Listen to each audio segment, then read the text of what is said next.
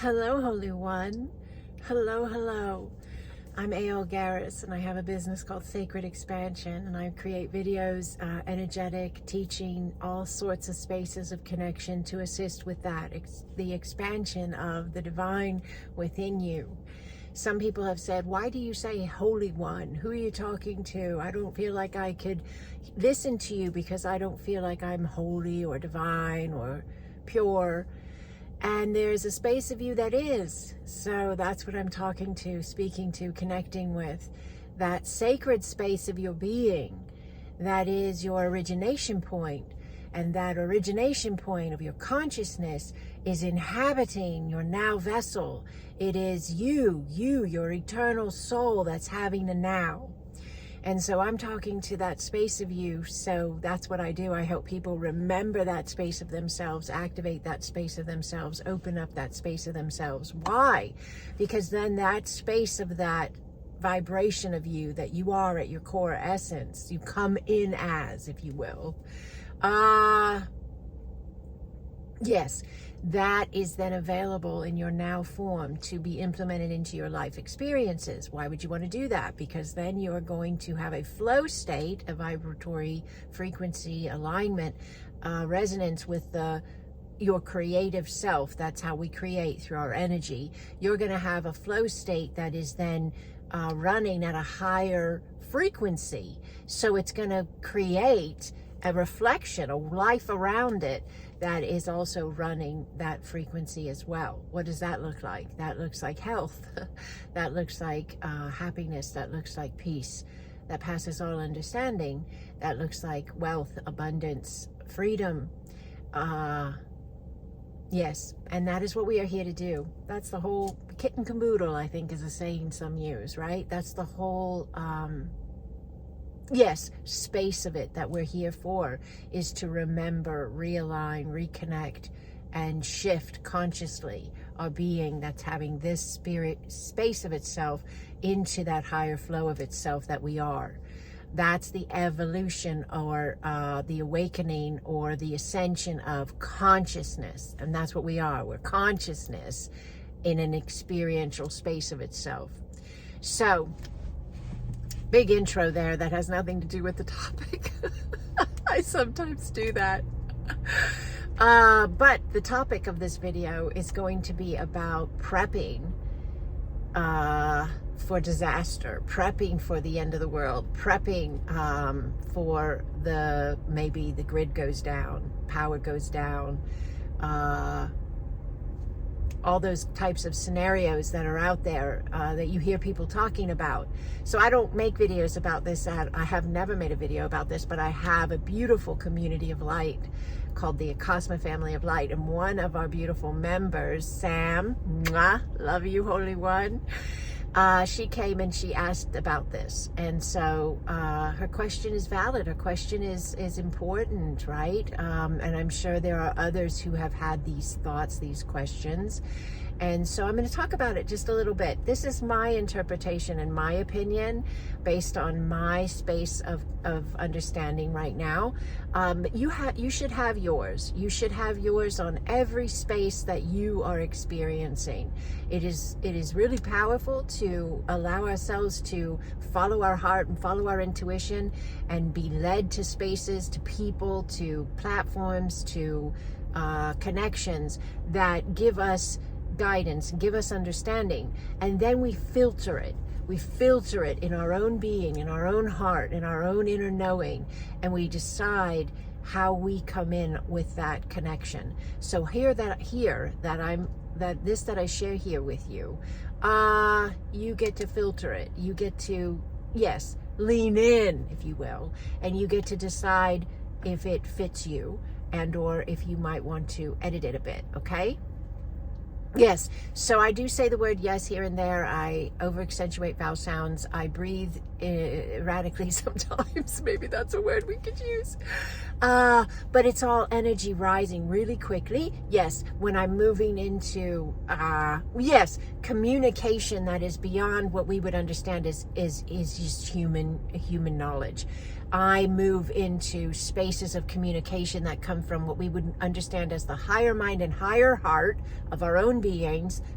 Yes, you could call it source energy. Yes, prime consciousness.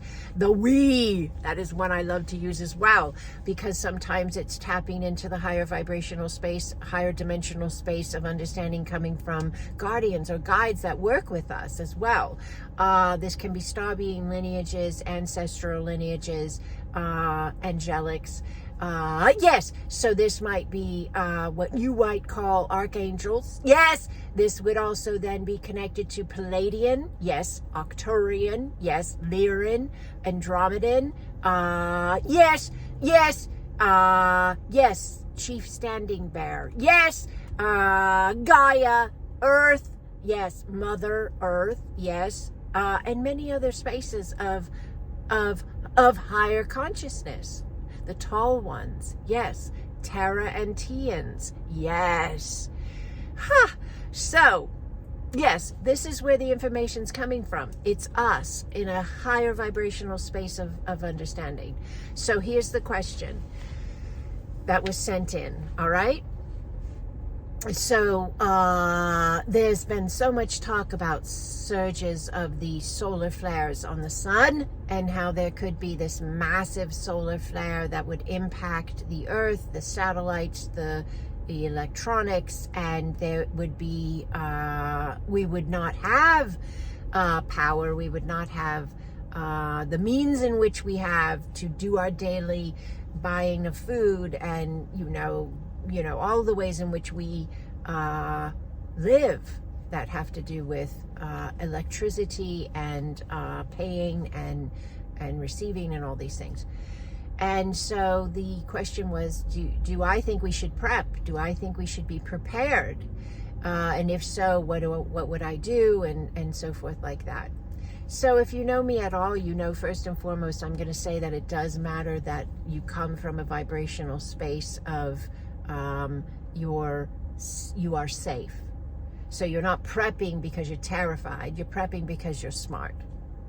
You're not prepping because you think it's the end of the world and doom and gloom.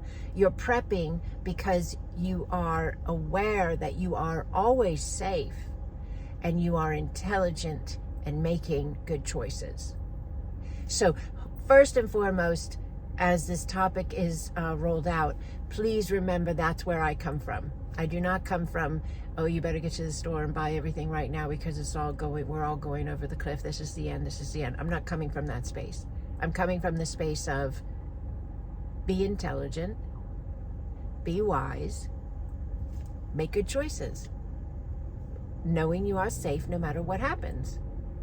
But you should always be prepared. Whether there's a solar flare coming, a possible tornado, or earthquake, or hurricane, or natural disaster of some sorts, or an EMP, the grid goes down. I mean, yes, a lockdown. I mean, there's so many things you could say could happen, might happen, and there are all different facets of society that like to focus on specific spaces of possibilities. I have always been a prepper. Since I was a young adult. I always like to have extra food on hand. I like to buy extra canned goods. I check the dates when I buy them, and I make sure to get the ones that are good for at least a year or more.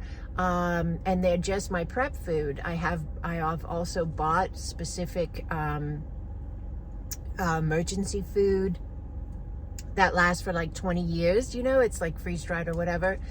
And I have also bought many other items for the possibility of anything. But this is like just something I've always done, in this knowing that I always wanted to be able to take care of myself and take care of my family. And it just made sense to me. I don't do it from a sense of fear where I live my life thinking it could be today, something bad could happen today. I just do it like you you could keep hand sanitizer in your purse in case you come across a space where you need to sanitize your hands, and it just, makes sense to you, but not because you're terrified of germs. Does this make sense? I hope this is relaying correctly. So I have been a prepper all along. I know there's all different variations and levels of prepping. I don't have a bunker. I did move to more of the country. I did leave the city area over the last couple of years here. That was a dream that I had, that I always wanted to, but that was because I wanted to connect with nature more, and it was icing on the cake that I would also then be more self-sustainable.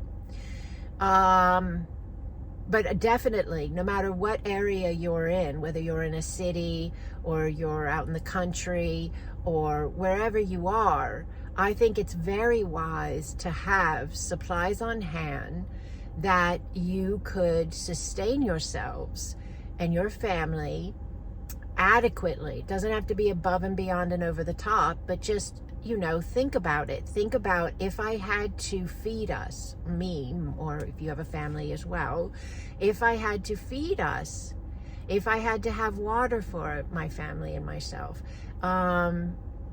would I be able to? Would we have it? Think about it. And if everybody did that and everybody took care of their own immediate needs and had like a, maybe it's a Rubbermaid box, under the bed or in a closet somewhere that has, whatever it is, beans or soups or, yes, and water, yes, the basics, just the basics. No matter what could possibly happen, you've made a wise decision, right? Whether it's just, it doesn't have to be a solar flare. It can be, just a storm comes through and knocks out power for a few days or something. It's not unheard of, right? And then what you can do is, if you get to a point where the prep food that you've bought is coming close to being expired or no good anymore, but it's still good, it's not expired yet, what I like to do is go through my supplies every 6 months or so and check them. And if I'm getting within that area where it's beginning to, maybe I only have 3 months left or so, I'll bag it up and I'll take it and I'll donate it. I'll donate it to the local shelter, and then I'll replace it. I go buy more beans or more soup or whatever it is. It's just something that feels right to me. I think we should know how to take care of ourselves. I think we should know how to take care of our families. I don't think we should be reliant on the shelters or other means to feed us and clothe us and give us water. I think there will be those who will need it, but if more of us know how to take care of ourselves, that will allow for those that don't to be cared for as well, more easily. So I don't put any fear behind it. It just makes sense to me. It's just wise to me. And to learn how to do things is smart. To be healthy and in good shape, that if you had to, you had to do more physical exertion in any way to take care of yourself, to take care of your family, that you're able to do it. It's, it just makes sense to me. So I am a prepper, yes. I do believe in being able to take care of yourself and take care of your family. I don't grab onto one of these reality lines and make it my reason why. So it's not because I believe there's going to be a solar flare that's going to knock out everything. It's not because I think there's going to be some political or governmental thing that, is going to knock out everything. It's not because I believe that without a doubt there's going to be this horrendous hurricane, I live in Florida, or whatever. It's just because I know it makes sense. It's smart and it's wise. The more you can learn to take care of yourself and your family, and the more you do from the space of just wisdom, not fear, wisdom. And you don't have to give away the better off you are. I'll finish the sentence. The better off you are. You don't have to give away the food when it's getting close to expiring. You don't have to give it away. You can use it. You can decide to cook with it and eat it all up, over the month or so before it expires, and replenish it. But water and food, key components And then, you know, you can go a little further. Like I have this thing called a water bob, and it's like you blow it up, and it's like an inflatable type, kind of like a raft thing, but it's shaped like a bathtub. And then you put it in your bathtub so that you don't have to worry about sterilizing the bathtub super quickly. And you fill it up with water, and then you have extra water, you have extra drinking water. And you can think about where you live and what you have to work with. So like for me, I have a well, and so electricity has to run my well. So if I lose power, I have no water. So we had an electrician come and hook up a box to our well that can then be hooked to a generator that's run on gas, so that I can run my well if I lose power. And then we also have a backup generator we had put in for our entire home that's run on the propane gas. So these are two different types of fuel. And I also want to put in a hand pump. So anybody that's familiar with a well, you can also have a well where you can actually physically pump the water up. You don't need gas, you don't need, electricity, you just need good old physical ability. But these are things to think about. Do you see how these would matter? And where you're getting your water from, how much water you out, but all of this should come from wisdom, not from fear. Because if you come from fear, you're designing and aligning experiences to back up what you say you're afraid of, But if you can come from wisdom, that it just makes sense to be prepared to a certain extent, best you can, to take care of yourself and your family. And you know what? That might even be that you then are able to help a neighbor because you were prepared, right? Or a stranger, that because you were prepared. It's fantastic. It's a really smart space to be in. So I hope this assists. I hope this helps. If you have any questions, if you're interested in this space and you'd like to take it a little bit deeper, I can make some more content on it. But that would be my answer for, do I think we need to prepare? How would I prepare, and so forth. And I lay it at your feet with love. If you're not already a part of our beautiful Acasma family of light, it's a free community, like-minded individuals here to embrace the ascension of humanity, that we are light in form, here to be that light in this now. There's a way to sign up on my website, sacredexpansion.com. Right there on the home page, there's a button. You click it, I get an email. It lets me know you're interested. I email you a link to our beautiful server on Discord, and you're part of our space. So, if this resonates with you, we do Acasma quantum energy. It doesn't matter if you're into quantum touch or you've done Reiki. I did Reiki for a very long time. We do Acasma quantum energy here. What is that? Next level healing modality and ascension modality, here to assist humanity as we rise. We work with higher dimensional beings of light, and it is us, if you will, in the futuristic spaces of our being, connecting into our now. This is who we are as the new human, as we are anchoring and being the new earth. So if this resonates for you, makes sense, feels right, come on over and join us at the beautiful Acasma family of light. We would love to have you. Thank you for watching this video. If you liked it, give it a thumbs up. If you don't already subscribe to my channel, consider doing so. And maybe it would be beneficial to share this with somebody you know. If you feel to do so, that's a wonderful way to assist this channel and this platform as well. Every thumbs up, every subscription, every share, it all matters. If you'd like to leave a comment, I would love that as well. So thank you for all the ways in which you are being you. We are light, and we are here.